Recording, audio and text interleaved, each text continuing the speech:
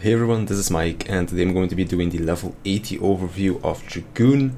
I'm really happy with how this job turned out. I thought that the Stormblood version of Dragoon was already pretty good, and in Shadowbringers they just built upon what was already there back in Stormblood, giving some nice new additions, but not really changing the way that your rotation flows. But instead they gave you some new tools that make it easier for newer players to pick up. Better to like dealing with downtime, but you also get some flashy cool new animations that don't impact your rotation per se, but they just flow in, and if you do your rotation correctly, then you get those new animations as kind of like a bonus, instead of just being like, oh, you did your positionals, here's some extra potency. In Dragoon's case it's, oh, you did your positionals, here's a flashy new animation. This will also make it easier for newer players to see that they did indeed do their positionals, and as somebody that already know that he's doing it, they just get rewarded with a cool new animation. Now, the way that Dragoon works is they have two really long combo chains compared to the other melees. Also unique to Dragoon is that they do not have a haste buff. The three other melees all have some kind of an attack speed buff. Dragoon is the only one that does not. So compared to the others, Dragoon plays a bit slower, but that also is because their jumps have very long animations, and also because of these long animations, you could sometimes stand in an AoE whilst you're in a jump and then be like, oh shit, I can't move, because you're locked in the animation of the jump. So Dragoon's two really big like personalities, I guess you could say, is one, their jumps, and two, their Blood of the Dragon buff. Blood of the Dragon is a buff that gives you access to a few new things. So first of all, it makes your jump stronger, so you always want to have Blood of the Dragon active. Second of all, it makes it so that your two combos, which are technically a three-part combo, get two extra combo finishers. These combo finishers will also play a big role when it comes to keeping up Blood of the Dragon, as well as you getting your Raiden Thrust ready, which is one of the new abilities.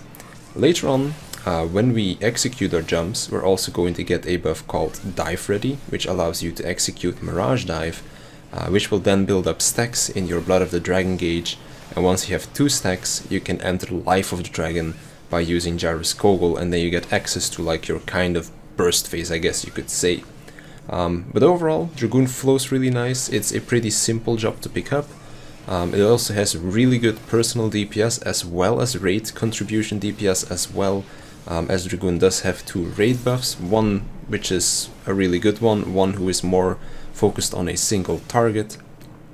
But yeah, in general I'm really happy with it, so let's jump right in and see what Dragoon has to offer for us. So when it comes to our combos, we have 2 main combos. We have our Chaos Thrust combo, which is the one that you want to use first, as the second hit in the combo gives us Disembowel. Now Disembowel is a damage buff, as you can see, lasts for 30 seconds, and Chaos Thrust is a dot. As you can see, it lasts for about 25 seconds. Now as you can see, because I do not have my Blood of the Dragon active, I do not have my 2 extra combo finishers. The other combo that we have is Full Thrust.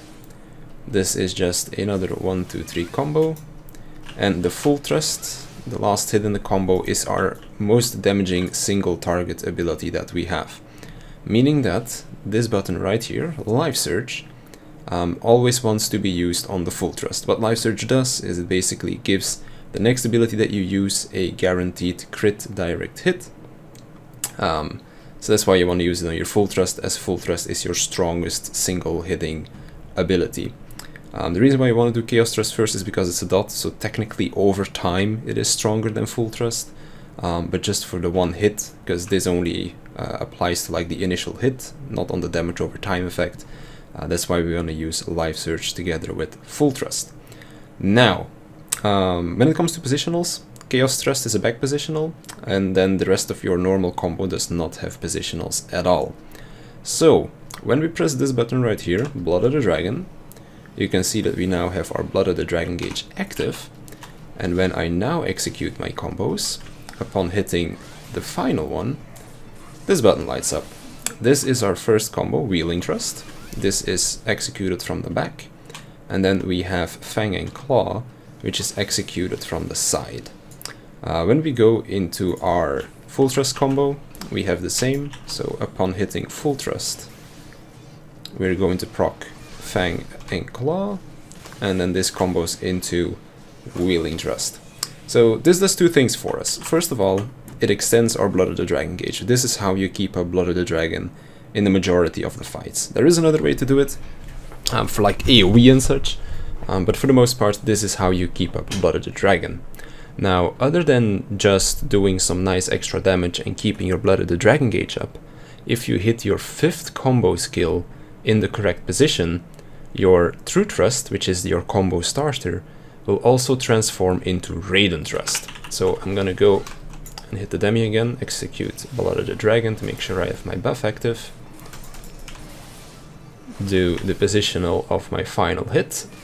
As you can see, I got a buff called Raiden Thrust ready, so now my first ability has changed into Raiden Thrust, and this is where I was talking about, that you get a cool flashy new animation for playing the job correctly, I guess you could say.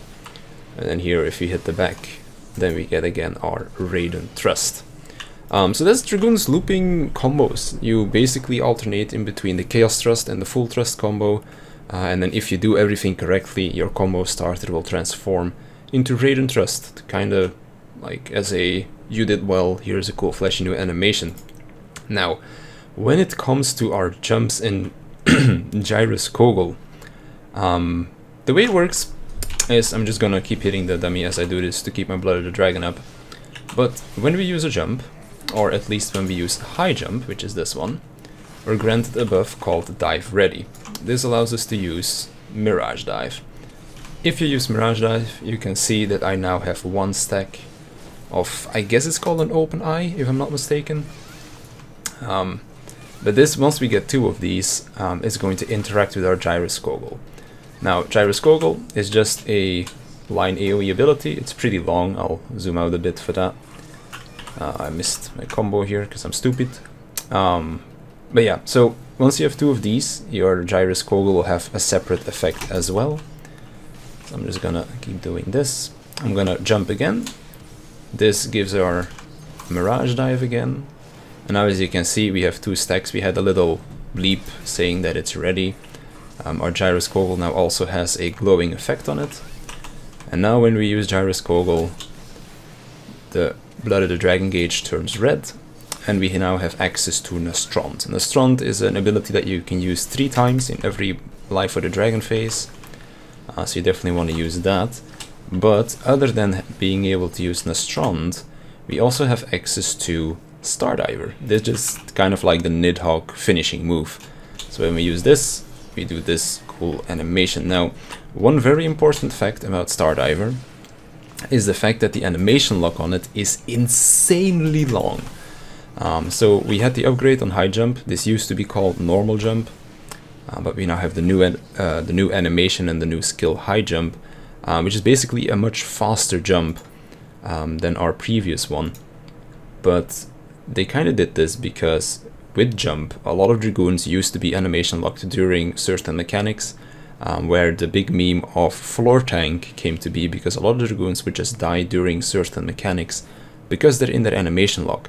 So that's why they changed high jump to be a much faster animation, so that you wouldn't die to mechanics as easily. But now they gave a Stardiver, which does have an insanely long animation lock, so you're still going to die to mechanics just as often if you do not use this in the correct time. Now, since you can only use this once during your Life of the Dragon phase, you do have a 30-second window in which you can use it, so you get to choose which is the best moment for you to use it yourself. Now, of course, you can kind of plan this around raid buffs or your own personal buffs as well, so that you use it when it will do the most damage. Now, outside of high jump and our Stardiver, we have 2 other jumps. We have our Spine Shatter Dive, which is a jump in close. Our high jump brings us back to the position that we started in. Spine Shatter Dive just brings you to the target. And we also have Dragon Fire Dive, which does the exact same thing as Spine Shatter, but this is also an AoE attack, so you can use this when you're AoEing to do some extra damage to all of our enemies. Outside of that, Dragoon has 2 raid buffs and a personal buff. We have Battle Litany. This is a crit rate buff and a crit damage buff, I believe. No, it's just It's just a crit rate buff for everybody else and yourself. We have Dragon Sight, which grants yourself 10% damage, and the person that you give the buff to 5% damage. A little bit of quality of life going into Shadowbringers is that you can now use this on yourself. This will of course not grant another party member 5% damage, but this is mainly so that you can use it when you're in solo content. So as you're leveling, for example, you're in a solo instance, stuff like that, you're still able to use this, whereas back in Stormblood you wouldn't, because you were required to have a target to give your second eye to, whereas now you can just give it to yourself technically. Other than that, we also still have Lance Charge. This increases the damage that you deal by 15%. This is a really nice upgrade over the old ability called Blood for Blood. Back in Stormblood and prior, Blood for Blood used to increase the damage that you dealt, but also increased the damage that you took, meaning that if you were to use this during certain mechanics, you had a much higher chance of dying to the AoE damage. A very good example of this would be during Golden Bahamut in UCOB. I believe the Thirstborn Nafa, which is like the ginormous high-hitting rate-wide damage, it would line up with like Blood for Dragoon, and if the Dragoon did not get some extra personal mitigation, then they would often just die to the rate-wide damage because they had this extra damage taken from Blood for Blood. So changing that ability to Lance Charge and now just increasing your damage without you taking more is a really nice quality of life change. So let's get over the general rotation, I guess we could say. So in general, we're going to be in Blood for Blood, not Blood for Blood, Blood of the Dragon. When we start hitting stuff, we want to use our jumps as they come off cooldown. We want to try hit our positionals. Of course, use our Gyroscope as well. Use Life Search on the full thrust. Keep hitting those positionals. And then we're just alternating in between our full thrust combo and our chaos thrust combo. I'm not going to bother using the Dragon Sight and the not Blood for Blood, Life Search, as those aren't really super important, just to show off its normal rotation. I now have 2 eyes, meaning that I can go into Life of the Dragon. Gives me access to Gyroscope as well as our cool Stardiver. And that's pretty much it. From here on out, all you're doing is pretty much just hitting stuff on cooldown, making sure that you execute your positionals so that you get your Radon Thrust. So you can see Life Search is back up here, so we're going to use that. Jump again, another jump. Use our Mirage Dive so that we start stacking our eyes again. And that's pretty much it. When it comes to your own personal buffs, the best timing in which to use them is after you start your first hit in your combo or the second hit in your combo.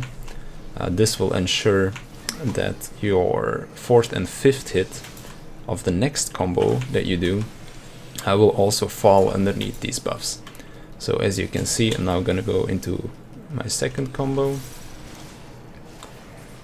and the 4th and the 5th hit, which is this one and this one, barely fall underneath the 2 buffs. So if you want to use your Lance Charge or your Dragon Sight, do it after the 1st or the 2nd hit in your combo.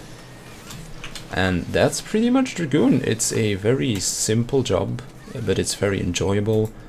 So it's pretty easy to pick up, it's pretty easy to execute, and it's just a ton of fun. It's just a little bit getting used to that you are going to be animation locked in these jumps, because as you can see, when I jump, like, it takes a while for me to be able to run away from the boss or something like that. So this might end up getting you killed every now and then, but once you're used to the animation lock, Dragoon is one of the coolest looking jobs and is extremely fun to play as well. Now I quickly forgot to touch upon the AoE rotation. AoE rotation for Dragoon is really simple. We have Doomspike into Sonic Thrust and then into Coercion Torment. These are all line AoEs, by the way, so you do need to position yourself correctly for this in order to hit the maximum amount of enemies. You can also use Life Search during this. If you use Life Search, use it on your final hit, Coercion Torment. And then of course you can also use all of your jumps and your Gyroscope as Gyroscope is also a big line AoE, as you can see, like even flies off the screen. And then of course, once you've done 2 high jumps, you can go into Life of the Dragon, and the Stront is also an AoE Gyroscope. So it's exactly the same as Gyroscope, it just does more damage and a lower cooldown. So its AoE is incredibly strong as well. So that's pretty much it for the Dragoon. It's simple to play, simple to pick up. There is some optimization that you can do in when you want to enter Life of the Dragon, depending on your personal raid buffs and the other raid buffs as well. So there is some optimization that you can do with when you want to enter Life of the Dragon, as you can delay going in Life of the Dragon by 1 Gyroscope usage, which is 30 seconds. So that kind of requires some planning if you want to completely play it optimal, so to speak. But when it comes to just normal gameplay, just do 2 high jumps, go into Life of the Dragon, do your things, and you will be just fine when it comes to dealing the damage. So Dragoon, it's a slower melee DPS, but definitely just as much fun. And at the moment it is one of the best melees to play as well. Has really good personal DPS, it has good raid DPS tools as well with Dragon Sight and Battle Litany. As crit buffs is somebody that everybody always wants to have anyways, unless you're a warrior, but not that many people play warrior at the moment, I found. But yeah, so it's a pretty good job, it's pretty fun to play. Leveling it from 70 to 80, every 2 levels you get something really cool to look forward to. So yeah, definitely recommend people to try it out.